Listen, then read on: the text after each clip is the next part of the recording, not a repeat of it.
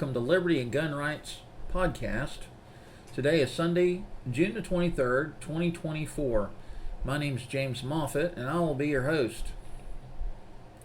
Today, in episode 28, we're going to talk about the history of gun control in South Carolina. South Carolina's gun laws regulate the sale, possession, and use of firearms and ammunition within the state. Here are some key points. Constitutional right. The state constitution recognizes the right of the people to keep and bear arms, emphasizing the importance of a well-regulated militia for the security of a free state. Shall issue concealed carry. South Carolina is a shall issue state for concealed carry permits. Citizens and lawful permanent residents who are 18 years or older can obtain a concealed carry permit. As of March 14, 2024, permitless carry is also allowed. Castle Doctrine. South Carolina has legal protections under the Castle Doctrine. This allows the use of deadly force against intruders in one's home, business, or car. Open carry. Open carry of handguns is lawful as of August the 18th. And no permit is required to carry a loaded handgun in the console or glove compartment of a car. Open carry of long guns is also allowed. State preemption. Local government cannot enact regulations that attempt to regulate firearm ownership, possession, or transfer. We'll say that again. State preemption. Local government cannot enact regulations that attempt to regulate firearm ownership, possession, or transfer. If you remember, the Charleston County Parks and Recreation Department enacted gun control at all of their county parks. I think there's 32 parks. And South Carolina Carry and others, South Carolina Carry and local legislators had to get involved, as well as the State Attorney General's office, to remind them that there's no local government can't do that. They can't just up and put gun control signs in areas where they're not allowed to. So, reciprocity. South Carolina recognizes concealed carry permits from certain other states. However, it only honors resident permits from those states. Background checks for private sales. There are no background check requirements for private sales. Let's talk about Jim Crow laws. Jim Crow laws were a collection of state and local statutes that legalized racial segregation in the United States. These laws existed for about a century, from the post-Civil War era until 1968. Here are some key points. Origin. The term Jim Crow comes from a black minstrel show character, and it symbolized racial discrimination. Purpose. Jim Crow laws aimed to marginalize African Americans by denying them essential rights and opportunities. These laws restricted voting rights, education, jobs, and more. Black codes. The roots of Jim Crow laws began with black codes, which emerged after the ratification of the 13th Amendment, abolishing slavery. These codes controlled where formerly enslaved people could work, how much they earned, and other aspects of their lives. Plessy versus Ferguson. The legal system was stacked against black citizens, making it difficult for them to win court cases. The infamous Plessy versus Ferguson Supreme Court decision in 1896 upheld racial segregation, separate but equal, and further entrenched Jim Crow laws. Ku Klux Klan. During Reconstruction, violence against black Americans increased. The Ku Klux Klan, or KKK, a ruthless organization, terrorized black communities, leading to lynchings, attacks, and destruction of black schools and homes. Spread and impact. Jim Crow laws expanded across the country, affecting water fountains, restrooms, schools, and public spaces. They remained in force until 1965. Jim Crow laws were a collection of state and local statutes that legalized racial segregation in the United States. These laws existed for about a century, from the post-Civil War era until 1968. Here are some specific examples. Segregation in public spaces. Birmingham, Alabama, 1930. It shall be unlawful for a Negro and white person to play together or in company with each other in any game of cards or dice, dominoes, or checkers. Nebraska, 1911. Marriages are void when one party is a white person and the other is possessed of 1/8 or more Negro, Japanese, or Chinese blood. Voting restrictions.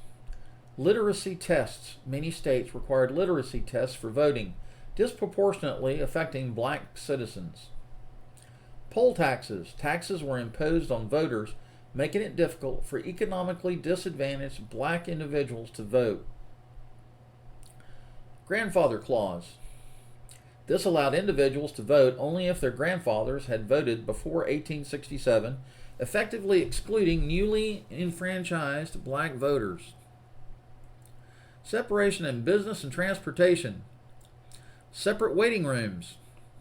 Black and white individuals had separate waiting rooms in train stations, bus terminals, and other public transportation facilities.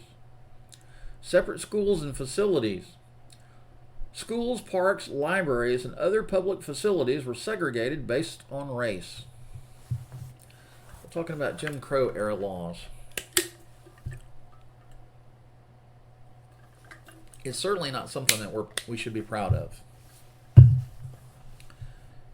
These laws perpetuated racial inequality and denied black Americans equal rights and opportunities.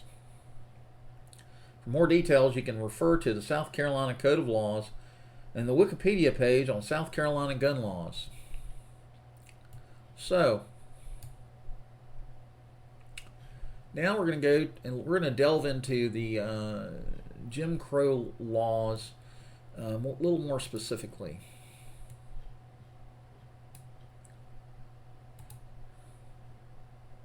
Now, you can find this on the www.history.com topics/early 20th century, as 20th-century-US/Jim-Crow laws. Let me bring this to the forefront so you can see it, right? So here's Jim Crow laws by history.com. Jim Crow laws were a collection of state and local statutes that legalized racial segregation. Named after a black minstrel show character, the laws, which existed for about 100 years, from the post-Civil War era until 1968, were meant to marginalize African Americans by denying them the right to vote, hold jobs, get an education, or other opportunities. Those who attempted to defy Jim Crow laws often faced arrest, fines, jail sentences, violence, and death. Black codes. The roots of Jim Crow laws began as early as 1865. Immediately following the ratification of the 13th Amendment, which abolished slavery in the United States. Black codes were strict local and state laws that detailed when and where and how formerly enslaved people could work, and for how much compensation. The codes appeared throughout the South as a legal way to put black citizens into indentured servitude, to take voting rights away, to control where they lived and how they traveled, and to seize children for labor purposes. The legal system was stacked against black citizens, which former Confederate soldiers working as police and judges made it difficult for African Americans to win court cases, ensuring that they were subject to black codes. These codes worked in conjunction with labor camps for the incarcerated, where prisoners were treated as enslaved people. Black offenders typically received longer sentences than their white equals, and because of the grueling work, often did not live out their entire sentence. Excuse me. Ku Klux Klan. During the Reconstruction era, Local governments, as well as the National Democratic Party and President Andrew Johnson, thwarted efforts to help black Americans move forward. Violence was on the rise, making danger a regular aspect of African American life. Black schools were vandalized and destroyed, and bands of violent white people attacked, tortured, and lynched black citizens in the night. Families were attacked and forced off their land all across the South. The most ruthless organization of the Jim Crow era, the Ku Klux Klan, was born in 1865 in Pulaski, Tennessee, as a private club for Confederate veterans.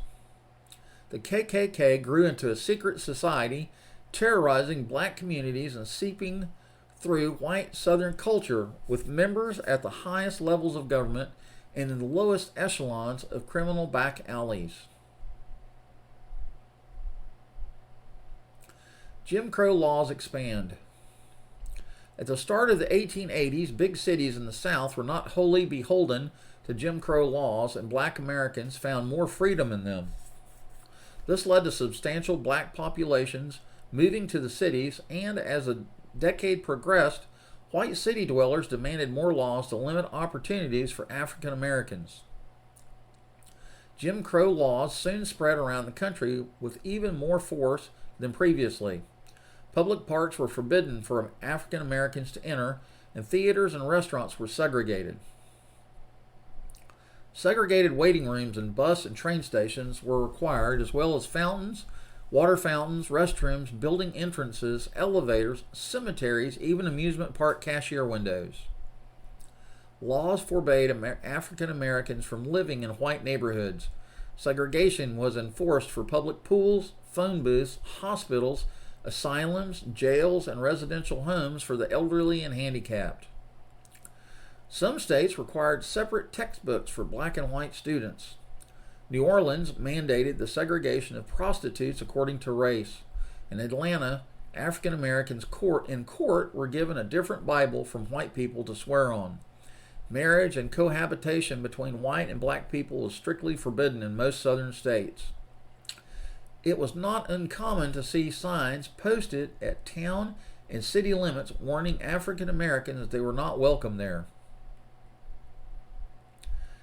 As oppressive as the Jim Crow era was, it was also a time when many African Americans around the country stepped forward into leadership roles to vigorously oppose the laws. Memphis teacher Ida B. Wells became a prominent activist against Jim Crow laws after refusing to leave a first-class train car designated for white people only. A conductor forcibly removed her, and she successfully sued the railroad, though that decision was later reversed by a higher court. Angry at the injustice, Wells devoted herself to fighting Jim Crow laws. Her vehicle for dissent was newspaper writing. In 1889, she became a co-owner of the Memphis Free Speech and Headlight and used her position to take on school segregation and sexual harassment. Wells traveled throughout the South to publicize her work and advocated for the arming of black citizens. Wells also investigated lynchings and wrote about her findings. The mob destroyed her newspaper and threatened her with death, forcing her to move to the North, where she continued her efforts against Jim Crow laws and lynching. Charlotte Hawkins Brown. Charlotte Hawkins Brown was a North Carolina-born, Massachusetts-raised black woman who returned to her birthplace at the age of 17 in 1901 to work as a teacher for the American Missionary Association. After funding was withdrawn for that school, Brown began fundraising to start her own school named the Palmer Memorial Institute. Brown became the first black woman to create a black school in North Carolina, and through her education work became a fierce and vocal opponent of Jim Crow laws. Isaiah Montgomery.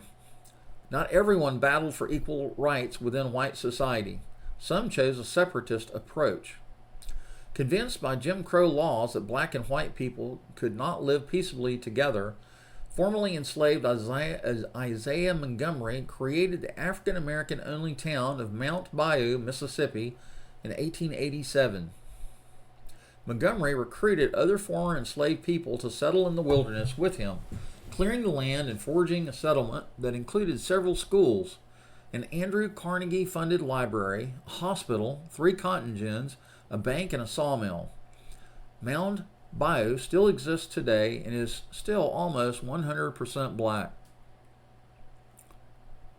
Jim Crow laws in the 20th century. As the 20th century progressed, Jim Crow laws flourished within an oppressive society marked by violence. Following World War I, the NAACP noted that lynchings had become so prevalent that it sent investigator Walter White to the South. White had lighter skin and could infiltrate white hate groups. As lynchings increased, so did race riots, with at least 25 across the United States over several months in 1919, a period sometimes referred to as Red Summer. In retaliation, white authorities charged black communities with conspiring to conquer white America. With Jim Crow dominating the landscape, education increasingly under attack, and few opportunities for black college graduates. The Great Migration of the 1920s saw a significant migration of educated black people out of the South, spurred on by publications like the Chicago Defender, which encouraged black Americans to move north. Read by millions of Southern black people, white people attempted to ban the newspaper and threatened violence against any caught reading or distributing it.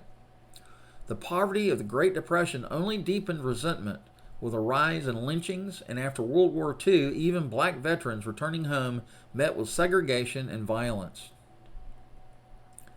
Jim Crow in the North. The North was not immune to Jim Crow-like laws. Some states required black people to own property before they could vote. Schools and neighborhoods were segregated, and businesses displayed whites-only signs. In Ohio, segregationist Allen Granberry Thurman ran for governor in 1867, promising to bar black citizens from voting. After he narrowly lost that political race, Thurman was appointed to the U.S. Senate, where he fought to dissolve Reconstruction-era reforms benefiting African Americans. After World War II, suburban developments in the North and South were created with legal covenants that did not allow black families, and black people often found it difficult or impossible to obtain mortgages for homes in certain red-line neighborhoods.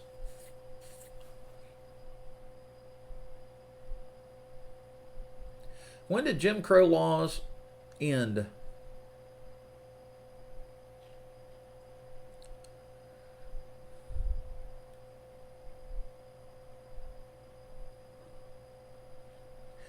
The post-World War II era saw an increase in civil rights activities in the African American community, with a focus on ensuring that black citizens were able to vote. This ushered in the civil rights movement, resulting in the removal of Jim Crow laws. In 1948, President Harry Truman ordered integration into the military, and in 1954, the Supreme Court ruled in Brown versus Board of Education that educational segregation was unconstitutional, bringing to an end the era of separate but equal education. In 1964, President Lyndon B. Johnson signed the Civil Rights Act, which legally ended the segregation that had been institutionalized by Jim Crow laws. And in 1965, the Voting Rights Act halted efforts to keep minorities from voting. The Fair Housing Act of 1968, which ended discrimination in renting and selling homes, followed. Jim Crow laws were technically off the books, though that has not always guaranteed full integration or adherence to anti-racism laws throughout the United States. Several recent pieces of legislation, such as House Bill 1020 in Mississippi, which aimed to disenfranchise the majority black capital city of Jackson by creating a new judicial district overseen by white leaders, are often compared to Jim Crow laws. Sources. The Rise and Fall of Jim Crow by Richard Wormser. Segregated America, Smithsonian Institute. Jim Crow Laws, National Park Service. Exploiting Black Labor After the Abolition of Slavery. The Conversation. Hundreds of black Americans were killed during Red Summer. A century later, still ignored. Associated Press, USA Today. Here's what became of a history all-black town in the Mississippi Delta. NPR. By History.com editors. History.com works with a wide range of writers and editors to create accurate and informative content. All articles are regularly reviewed and updated by the History.com team. Articles with the History.com editors byline have been written or edited by the History.com editors, including Amanda Onion, Missy Sullivan, Matt Moulin, and Christian Zapata. Okay. So that will bring me back to this. So there's kind of an overview of history of gun control in South Carolina. I'm happy to know that while the Jim Crow law era was horrible and did not give our African American citizens the same rights as whites, luckily in 2024 we've come a long way. Some would say probably that we still have a long way to go. However, African American citizens, as long as they're legal gun owners and they're not felons, they have the same privilege and constitutional rights as white citizens. And in that, they too can own guns. They can conceal and open carry them just like we can. We, as in white Americans, white citizens, they have as much right to liberty and gun rights as we do, right? They have a right to liberty. It's a constitutional right. And I believe that everybody, no matter what your skin color is, no matter what your culture, no matter where you're from, LGBTQ, let me get that right, LGBTQ plus, I don't think I have it all. They control 20% of the alphabet. No pun intended. It doesn't matter. It doesn't matter who you are or what your background is, what your sexual preference is, what your whatever, what your political leanings are. You have a right to self-defense. That's what Liberty and Gun Rights podcast is all about. Is that I want to educate everyone within the sound of my voice about liberty and gun rights in South Carolina, especially. That's where I'm at. I'm in Goose Creek, South Carolina, and liberty and gun rights is I would like to say, is probably a hot topic, especially if you're in South Carolina. And it's probably has a huge interest all across the United States. Everybody has a right to liberty. Everybody has a right to gun laws. Everybody or gun rights. Everybody has a right to self-protection, right? So, having said all of that, this is going to be a short podcast.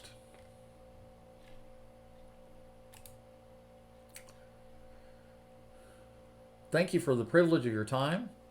Our podcast is hosted on Amazon Music, iHeartRadio, and Spotify. Be sure to share our podcast with your Second Amendment friends, family, and co-workers. You can contact us at Liberty Gun Rights Podcast at proton.me.